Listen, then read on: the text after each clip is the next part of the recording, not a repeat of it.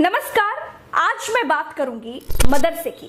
जीवन में पहली बार मैं किसी मदरसे के भीतर दाखिल हो रही थी।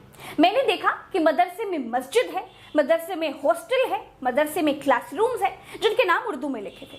मैंने देखा मदरसे में प्रधानाचार्य यानी प्रिंसिपल का कक्ष है, वहां एक कंप्यूटर है जिस पर एक व्यक्ति काम कर रहा था। मदरसे में मैदान भी था। मैंने मदरसे में कैंटीन भी देखी, लेकिन मुझे तलाश थी आतंक के अड्डे की।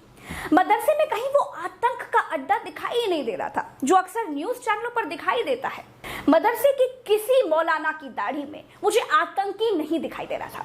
मैंने देखा कि टीचर्स, जिनको बच्चे उस्ताद या दूसरे नामों से बुलाते हैं, उनमें प्रिंसिपल के सामने खुद को अच्छा शिक्षक दिखाने की होड़ चल रही थी, खुद को बेस्ट क्लास टीचर दिखाने की कोशिशें चल रही थी। मैंने देखा कहीं उर्दू की क्लास चल रही थी, कहीं हिंदी की क्लास चल रही थी, कहीं अरबी पढ़ाई जा रही थी, कहीं विज्ञान पढ़ाया जा रहा था, कहीं अंग्रेजी पढ़ाई जा रही थी। मैंने बच्चों की आंखों में डॉक्टर बनने का सपना देखा। और आप क्या बनोगे? डॉक्टर बनोगे।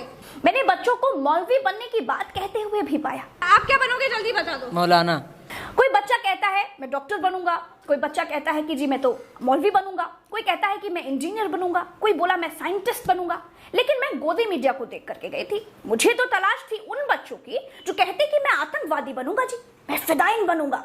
लखनऊ के जिस माहद मदरसे में मैं गई थी, वहां पूरे देश से बच्चे पढ़ने के लिए आए थे, यहाँ तक कि विदेशों के बच्चे भी थे। मैं नेपाल का रहने वाला। नेपाल के रहने वाले हो? कहाँ से आए हो? आसाम से। हम कश्मीर से।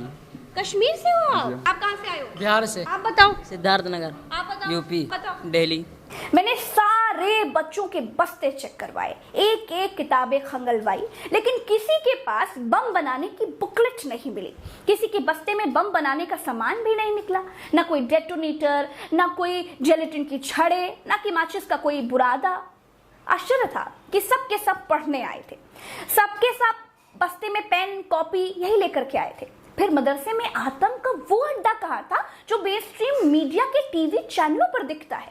अगर टीवी वाला मदरसे में आतंक का अड्डा नहीं भी खोज पाता है तो भी मदरसे को आतंक का अड्डा बताता है।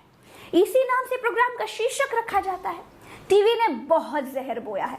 जहरीली टीवी ने बंटवारे और नफरत का जहर बोया है। दोस्तों, मैं जैसे प्राथमिक विद्यालय जाती रही हूँ, बिल्कुल वैसे ही मदरसे के बच्चों के बीच भी पहुंची थी। कॉपी किताबें चेक की, उनका जर्नल नॉलेज चेक किया, क्लासेस देखे, कैंटीन्स देखे, हॉस्टल्स देखे, मस्जिद देखी। लेकिन माफ करिएगा, आपकी ये पत्रकार मदरसे में आतंक का अड्डा खोजने में बिल्कुल नाकाम रही। मुझे जो देखा मैंने वो बताया, वही आपको दिखाया। मुसलमानों के बच्चे भी पढ़ना चाहते हैं, आगे बढ़ना चाहते हैं, मौलवी बनना उनको आसान लगता है, इसीलिए ज्यादातर बच्चे उर्दू और अरबी पढ़कर मौलाना बनने की बात कहते मिले। डॉक्टर, इंजीनियर बनने का ख्वाब देखने वाले बच्चे भी मिले। लेकिन मैं भारत की जनता से माफी चाहती हूँ कि मुझे सुविधाएं असुविधाएं तो देखने को मिली, लेकिन आतंक का अड्डा वो नहीं मिला। दोस्तों, ये प्रोग्राम आपको मेरे दूसरे चैनल उल्टा चश्मा यूसी पर मिल जाएगा, इसका लिंक डिस्क्रिप्शन में दे दूंगी। मदरसे पर मेरी डिटेल रिपोर्ट देखना चाहते हैं तो उल्टा चश्मा यूसी देखिए। दोस्तों, इस वीडियो में इतना ही। चलते हैं। राम राम, दुआ सलाम, जय हिंद। ट्विटर पर मेरे साथ जुड़ने के लिए मुझे @प्रज्ञा लाइव नाम से खोजकर फॉलो कर लीजिए। नीले निशान वाली आईडी है, नीले निशान वाली आईडी को फॉलो कर लेंगे तो साथ आ जाएंगे, और साथ आएंगे तो सच को और सामर्थ्य मिलेगा। साथ ही साथ प्रज्ञा के पन्ना को भी सब्सक्राइब करना मत भूलिएगा। नमस्कार, जय हिंद, जय भारत।